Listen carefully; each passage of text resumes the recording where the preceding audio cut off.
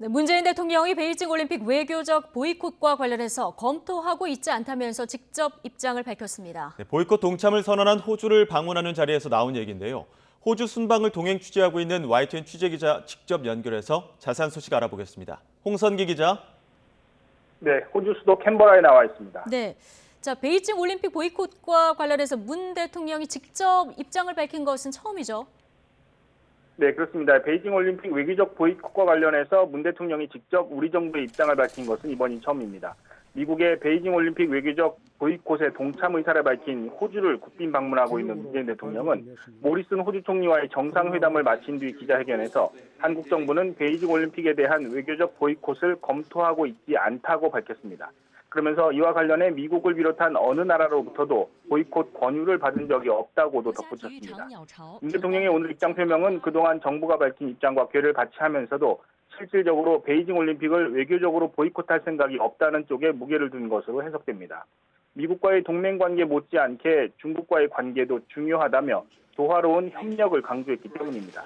문 대통령은 그러면서 미국과 호주, 영국 등의 안보 동맹인 오커스 국가들이 중국과 마찰을 빚고 있는 것과 관련해서는 이번 호주 국빈 방문은 중국에 대한 한국의 입장과는 아무 상관이 없다고 설명했습니다.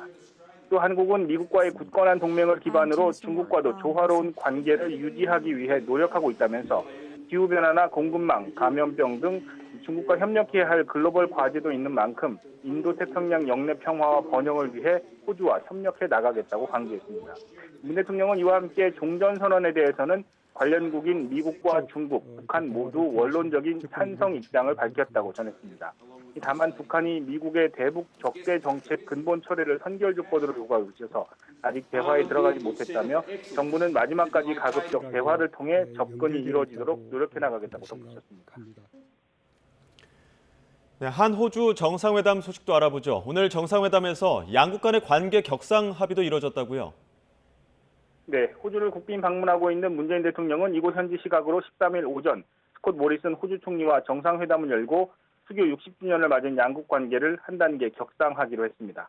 호주 의회에 있는 총리실에서 만나 회담한 두 정상은 양국 관계를 포괄적 전략 동반자 관계로 한 단계 더 높이기로 합의했습니다.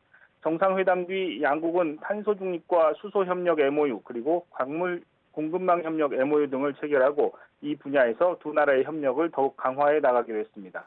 문 대통령은 정상회담 뒤에 공동 기자회견에서 한국과 호주 두 나라가 60년 동안 쌓아온 굳건한 우정과 신뢰의 기반 위에 새로운 시대를 함께 준비해 나갈 것이라고 강조했습니다. 모리슨 호주 총리도 코로나 사태 후 첫 국빈으로 문 대통령을 초청한 의미를 강조하고 60주년을 맞은 양국 관계 증진을 위해 함께 노력하자고 말했습니다. 문 대통령은 오늘 저녁에는 호주의 한국전 참전 용사들을 초대해 만찬을 함께할 예정입니다.